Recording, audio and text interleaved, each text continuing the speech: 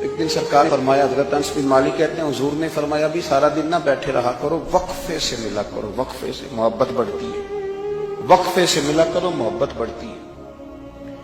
کہتے ہیں حضرت ابو بکر صدیق بھی قریب بیٹھے تھے، وہ بھی سن رہے تھے۔ ظہر سے پہلے بات ہوئی تو حضرت صدیق اکبر ظہر میں آئے، نماز پڑھی اور چلے گئے، عصر میں آئے، نماز پڑھی اور چلے گئے، مغرب میں آئے، نماز پڑھی اور حضرت انس بن مالک کہتے ہیں ظہر کے بعد بھی حضور نے پوچھا ابو بکر نہیں آئے؟ دیکھ بھی لیا ہے، آئے بھی ہیں، لیکن فرمایا وہ تو نماز میں آیا تھا نا، ادھر نہیں آیا۔ عصر کے بعد پھر پوچھا ابو بکر نہیں آئے؟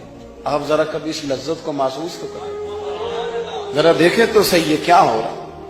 تیسری دفعہ مغرب کے بعد پوچھا انس یار ابو بکر نہیں آیا؟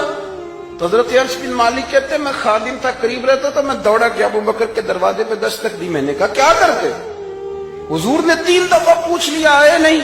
کہتے صدیق اکبر دوڑے آئے، حاضر خدمت ہوئی، حضور حکم ہو؟ کہا یار تو سارا دن میرے پاس بیٹھا ہی نہیں، تو آیا ہی نہیں، تو نظر ہی نہیں آیا۔ عرض کی حضور آپ نے تو فرمایا تھا وقفے سے ملا کرو محبت بڑھتی ہے۔ تو سنو یار، میں کیا اس کا ترجمہ کروں اس بات کا، میں کن لفظوں میں ان جملوں کو بیان کروں، کہاں سے لاؤں وہ کیفیات جو یہاں پوری اتریں؟ حضور آپ نے تو فرمایا تھا وقفے سے ملا کرو محبت بڑھتی ہے۔ تو محبوب کی آنکھوں میں آنسو چمک آئے، فرمایا ابو بکر کہا تھا پر تجھے تو نہیں نہ کہا تھا۔ اور یار کہا تھا کچھ لوگوں سے، تجھے تھوڑی کہا تھا تو نہ جایا کر، تو یہی رہا کر، تو رہا کر یار، تو رہتا ہے تو میرا دل لگا رہتا ہے۔ اور یار آپ سمجھے تو صحیح، آپ ذرا محسوس تو کریں، ایک باری میری آنکھیاں چوں اونا نے اتھرو پونجے سن، ہن مینوں چسکا پی گیا رونے دا، ہن مینوں چسکا پی گیا رونے دا، تے ہر ویلے آ ہوزاری دا۔ آپ ذرا اس لذت کو تو لے۔ حضور نے فرمایا تو نہ گایا کر۔ آپ دیکھیں نا، میں آپ نے بات سنی ہوئی ہے، صرف اشارہ دینا ہے۔ حضرت صدیق اکبر نے یہ نہیں کہا تھا کہ لے جانا اور میری بڑی مقام ہے، حضور تمہیں پتہ ہے میرے بارے میں کیا کیا کہا کرتے تھے، مجھے گنبد میں دفن کر دینا، یہ نہیں کہا۔ پر میں لے جانا دروازے پہ رکھ دے، اگر دروازہ کھول، انہوں نے خالی دروازہ کھولنے کی بات کی تھی، تفسیر کبیر ساری پڑھ لینا، اگر دروازہ کھول جائے تو دفن کرنا، ورنہ جنت البقیع میں، فرمایا میں اس پہ بھی راضی ہوں، جنت البقیع میں دفن کر دینا۔ لیکن مولا علی کہتے ہیں ہم نے تو صرف رکھا تھا، اور ہم نے عرض کی حضور ابو بکر حاضر ہے۔ انہوں نے کہا تھا اگر دروازہ خود بخود کھل جائے تو رکھ دینا۔ کہتے ہیں انہوں نے تو صرف دروازے کی بات کی تھی، لیکن گنبد کا صرف دروازہ نہیں کھلا، اندر سے آواز بھی آئی، اندر سے آواز بھی آئی، لے او سجنا اساں توڑ نہیں پائی، لے سجنا اساں توڑ نہیں بھائی۔ اور درویش کہنے لگے پانی پرن سہیلیاں رنگا رنگ کڑے، اسی تے پریا اس دا جانیے جس دا توڑ چڑھے۔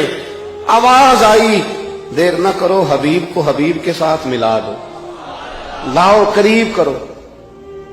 جتنا قریب رہے قربت بڑی، پیار بڑا، بات سمیٹنے لگاؤں، ادب بھی بڑا۔ اور پتہ کس طرح ادب کرتے تھے؟ حضور صلی اللہ علیہ وسلم تشریف لے گئے ایک کافی قبیلے کی صلح کرانے، فرمایا دیر سے آیا تو اثر پڑھا لینا۔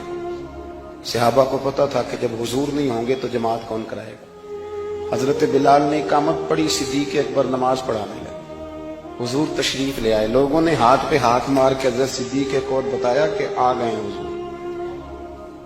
اللہ کے محبوب کے لیے رستہ بن گیا، نماز کے بیچ میں رستہ بن رہا ہے، صفیں توڑ رہے ہیں صحابہ، حضور کو رستہ دے رہے ہیں، صفیں ٹوٹتی رہیں پر نماز کسی کی بھی نہیں ٹوٹی، صفیں ٹوٹتی رہیں نماز نہیں ٹوٹی۔ حضور پہلی صف میں پہنچ گئے تو جناب صدیق اکبر نے ایک قدم پیچھے ہٹایا۔ ہم نے سنا ساری زندگی یہی ہے کہ حکم آ جائے تو وہ ادب پر فوقیت رکھتا ہے۔ ایک قدم حضرت صدیق اکبر نے پیچھے ہٹایا تو حضور نے فرمایا ابو بکر نماز پڑھاؤ۔ انہوں نے ایک اور پیچھے ہٹایا، ابو بکر نماز پڑھاؤ۔ تیسری دفعہ نا حضور نے پھر حکم دیا تو وہ پچھلی صف میں آ گئے، وہ دور بیٹھے تھے خواجہ غلام فرید، وہ کوٹ مٹھن میں، کہنے لگے نماز پڑھا کہ میں تیں ول ویکھاں، نماز پڑھا کہ میں تیں ول ویکھاں، مینوں کعبہ بھول گیا، بھول گئیاں نی سب صوم صلاۃ